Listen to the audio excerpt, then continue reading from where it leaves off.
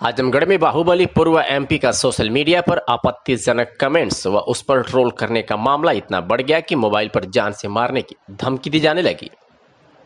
मामले में शिकायत मिलने पर पुलिस मुकदमा दर्ज कर कॉल की सीडीआर निकालकर जांच में जुट गई है। शिकायतकर्ता अखिल भारतीय क्षत्रिय महासभा के आजमगढ़ इकाई के अध्यक्ष दिनेश सिंह के अनुसार पूर्व सांसद रमाकांत यादव का स्वर्ण जातियों के प्रति दुर्भावनापूर्ण बात का प्रयोग करते हुए भाषण सोशल मीडिया पर वायरल हुआ था। दिनेश सिंह के अनुसार सोशल मीडिया पर उसने आपत्ति जताई तो उस पर कई टिप्पणियां की गई।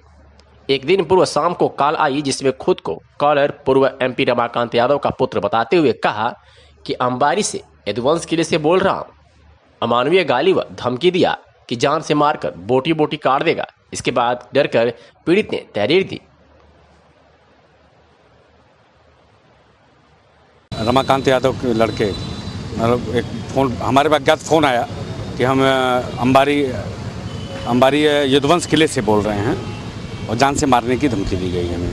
एक फेसबुक को वायरल चल रहा था, क्षत्रियों और ब्राह्मणों सबके खिलाफ बोल रहे थे। उस पर हमने फेसबुक पर वायरल किया, उसका विरोध किया कि तुम सब समाज को कैसे कुछ भी बोला जाता है, उसका विरोध किया। उस पर उनके लोगों ने कुछ रिएक्ट किया, कुछ हमारे लोगों ने रिएक्ट किया। उस पर उनके मतलब उस फ़ोन से एक नंबर है मेरे पास जिसका क्या नंबर है 78 60 74 78 60 74 48 71। इस नंबर से फ़ोन आया मुझे। तो पूछा दिनेश सिंह बोल रहे हो? हमने कहा जी हम दिनेश सिंह बोल रहे हैं। तुम कौन बोल रहे हो? कहा मैं अंबारी यदुवंश किले से बोल रहा हूँ। तो तुम बहुत बोल रहे हो, मैं कटवा के फेंकवा दूंगा। मैं क्या लगता है उनके लड़के ने फ़ोन किया था?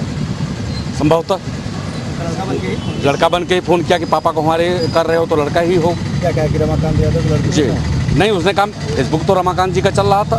उन्होंने कहा कि मेरे पापा के बारे में आप क्या बोल रहे हो इस पर फेसबुक पे।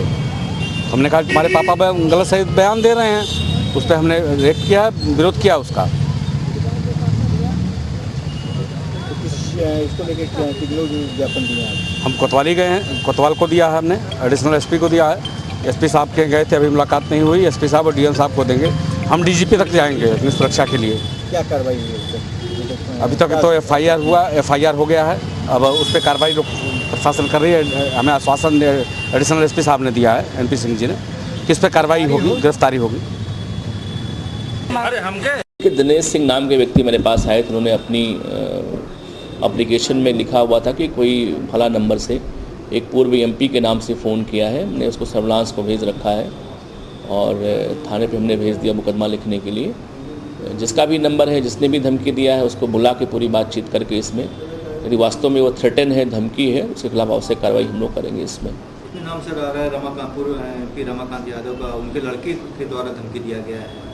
नहीं, ठीक है, वो जब तक हम तफ्तीश न कर लें किसने धमकी दिया है। प्रायः अक्सर होता है कि जो भी एक यहाँ का प्रभावशाली व्यक्ति होता है उसके नाम पर धमकी आती रहती है।